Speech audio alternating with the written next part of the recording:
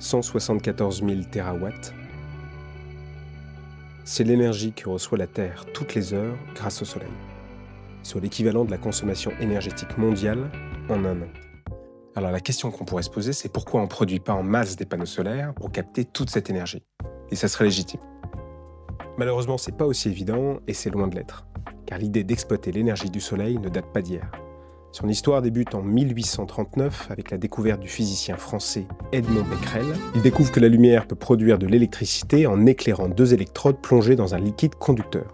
C'est la naissance de l'effet photovoltaïque. Un siècle plus tard, en 1954, les chercheurs des Bell Labs aux États-Unis fabriquent la première cellule solaire en silicium capable d'alimenter un petit appareil électrique. Et son rendement, à peine 6%. Le coût, hors de portée. Mais pour la NASA, c'est une révolution. Les satellites Vanguard et Explorer deviennent les premiers objets propulsés par énergie solaire dans les années 60. Mais dans les décennies qui suivent, le panneau solaire reste un rêve d'ingénieur, réservé à l'espace, aux stations scientifiques ou aux projets expérimentaux. Il est encore trop cher, trop fragile, trop inefficace pour un usage à grande échelle. Et malgré des programmes d'investissement et des progrès techniques un peu partout à travers le monde, on reste encore très loin d'un marché de masse car les défis sont énormes. Sauf que 2025 va marquer un tournant. Quelque chose vient de se passer et ça va tout changer.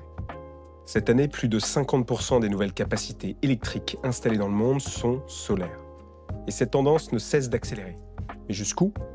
L'énergie solaire peut-elle s'imposer et transformer tout le secteur de l'énergie? C'est la question que je me suis posée à Green Growth.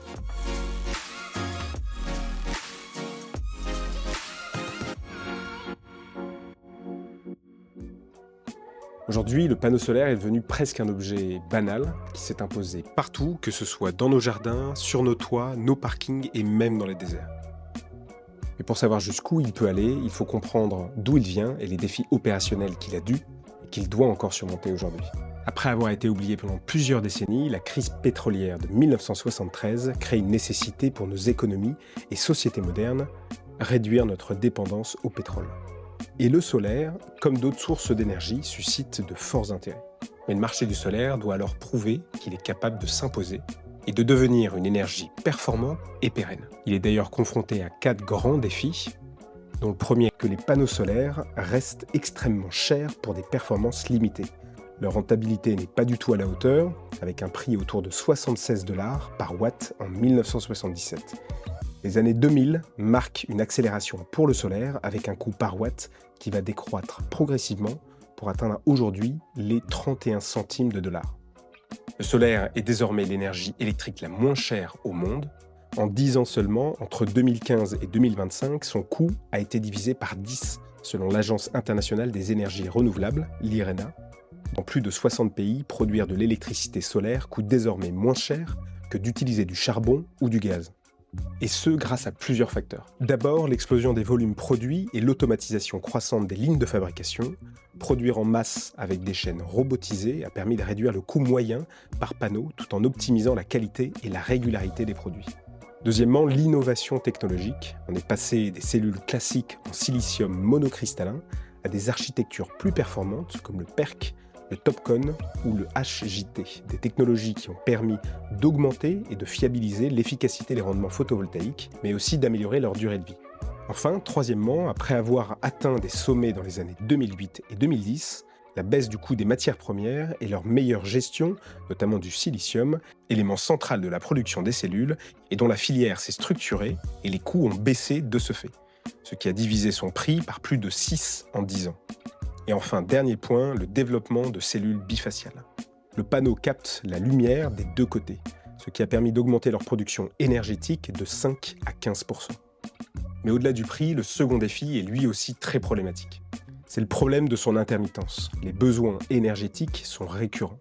Et les panneaux de première génération fonctionnaient très mal par temps couvert ou hivernal, car dépendant de la lumière directe. Sauf qu'à partir de 2010, des innovations permettent de capter plus de lumière, exploitant la lumière diffuse, c'est-à-dire réfléchie dans l'atmosphère, les nuages ou d'autres surfaces comme l'eau ou la neige, mais également le sol et son albédo, c'est-à-dire son pouvoir réfléchissant qui joue donc un rôle primordial pour envoyer de la lumière vers le dos des panneaux. Plus celui-ci est clair et plus son albédo ainsi que la performance énergétique du panneau sera élevée. On constate d'ailleurs que les panneaux bifaciaux génèrent une performance globale estimée entre 5 à 15% par rapport aux panneaux monofaciaux. Néanmoins, avec l'ajout d'un tracker solaire, les rendements peuvent alors atteindre les 30%. D'ailleurs, l'augmentation des parts de marché pour ce type de panneaux, bifaciaux et avec tracker, démontre bien de la pertinence de ce modèle. On voit d'ailleurs même apparaître de plus en plus d'installations de panneaux verticaux, notamment en milieu urbain, car le manque d'espace et la forte concentration d'albédo en font des lieux stratégiques. Certaines technologies permettent également de conserver une performance malgré les conditions climatiques ou de températures très élevées, même au-dessus des 30 degrés. C'est une révolution pour le secteur qui craint le chaud, et cela ouvre aussi des perspectives d'installation dans des zones inexploitées comme les déserts. Mais la performance ne fait pas tout, car le troisième défi de l'énergie solaire ne dépend pas de lui, mais réside dans son réseau, c'est-à-dire toute l'infrastructure autour de lui. Le pétrole se transporte facilement et ne demande pas d'infrastructure complexe, contrairement à l'électricité, qui nécessite des réseaux électriques et des transformateurs pour le déplacer, mais également des batteries pour le stocker.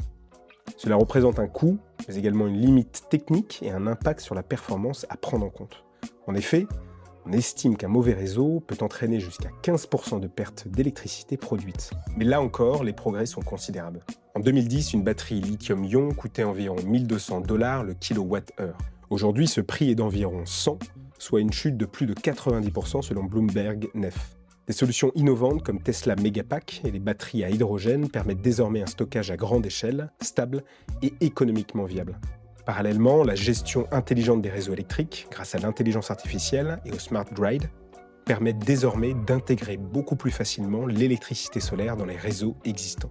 Quelques exemples, les systèmes de prévision météorologique basés sur l'IA atteignent 97 à 99% d'exactitude à J-1 et entre 85 à 95% à J-7, pour anticiper notamment l'arrivée d'énergie sur le réseau, ou encore la détection des pannes avant qu'elles ne surviennent, permettant de générer plus de 30% de rendement grâce à une maintenance préventive qui maintient des performances stables et limite les variations à la baisse.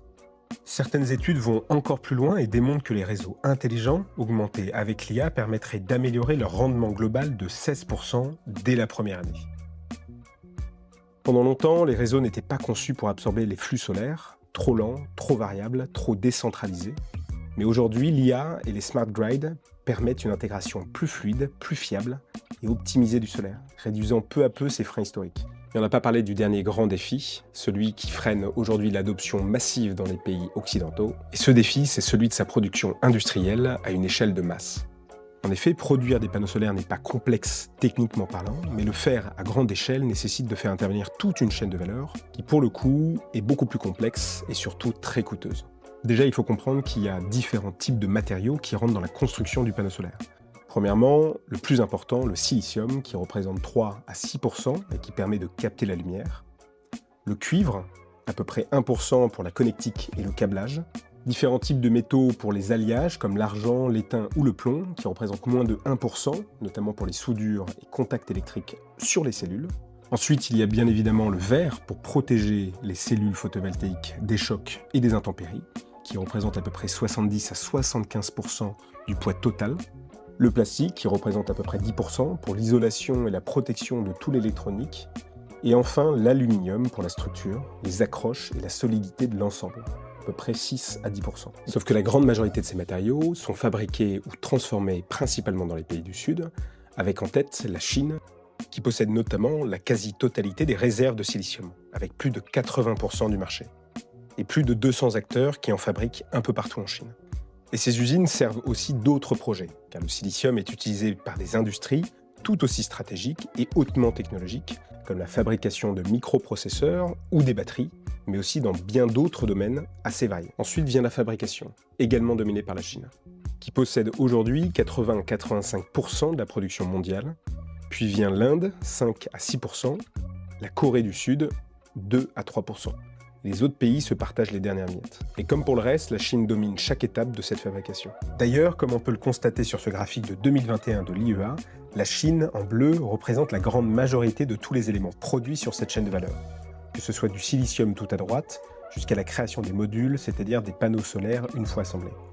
La Chine domine tout le marché, alors que l'Europe et les États-Unis sont quasiment inexistants, sauf en ce qui concerne la demande, c'est-à-dire l'achat de panneaux.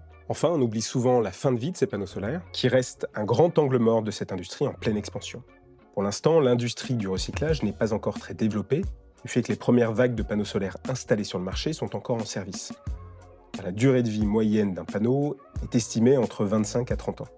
Mais d'ici 2030, l'IEA estime qu'il y aura plus de 8 millions de tonnes de déchets de panneaux solaires cumulés dans le monde. Et en 2050, jusqu'à 78 millions de tonnes selon l'IRENA. On parle donc d'un véritable tsunami de déchets solaires si rien n'est fait. Et enfin, c'est l'un des derniers défis cachés de l'énergie solaire, son empreinte carbone. On parle souvent de son impact très positif d'un point de vue de sa production d'énergie décarbonée. En effet, elle n'émet pas de CO2 pour son fonctionnement, contrairement aux énergies fossiles. Mais quand on observe son cycle de vie, en intégrant sa production et sa fin de vie, elle reste encore très polluante. En effet, sa production et l'extraction des matières premières nécessaires à sa fabrication est très énergivore. Et sachant que cette production se situe en Chine, cette énergie provient surtout d'usines à charbon. D'ailleurs, comme on peut le constater sur ce graphique de 2022 de l'IEA, l'électricité produite dans le monde se fait encore en majorité à partir du charbon, notamment dans les pays du Sud en voie de développement. Et c'est également le cas pour produire des panneaux solaires, ce qui impacte drastiquement son empreinte carbone finale. Donc produire 1 kW d'énergie à partir d'énergie solaire produit actuellement entre 40 à 50 grammes de CO2, ce qui reste 17 fois moins polluant qu'1 kW d'énergie issue du pétrole, mais elle reste tout de même l'énergie renouvelable la plus polluante de sa catégorie. Cependant, là aussi, la tendance est en train de s'inverser, car la Chine, comme d'autres, accélère de plus en plus sur les énergies renouvelables dans leur mix énergétique. Et cette tendance continue de s'accélérer, notamment dans les prévisions 2024-2030. Ainsi, le poids écologique du panneau solaire devrait donc drastiquement baisser dans les années à venir. Leur transition énergétique est en route, et elle est en grande partie grâce à son accélération sur le solaire. Toutes ces évolutions technologiques et industrielles font qu'aujourd'hui, les différents freins à l'émergence du solaire n'existent quasiment plus. Mais cela pose de nouvelles questions. Car le quasi-monopole industriel chinois sur le marché crée une dépendance économique et géostratégique majeure des autres pays envers la Chine. Et importer en masse des panneaux produits à l'étranger fait émerger de nouvelles problématiques économiques, de souveraineté et de durabilité de ce modèle encore trop précaire. Et si tu veux en apprendre plus sur l'énergie solaire et comprendre comment la Chine est devenue ultra dominante dans ce domaine, ou encore quelles opportunités business ce marché peut-il encore réserver, alors n'hésite pas à t'abonner pour ne rien louper des 2 prochaines vidéos qui vont suivre à ce sujet. Et d'ailleurs, tu peux retrouver en description de cette vidéo un lien vers toutes mes sources et un résumé de cette vidéo. Et sur ce, GG à tous.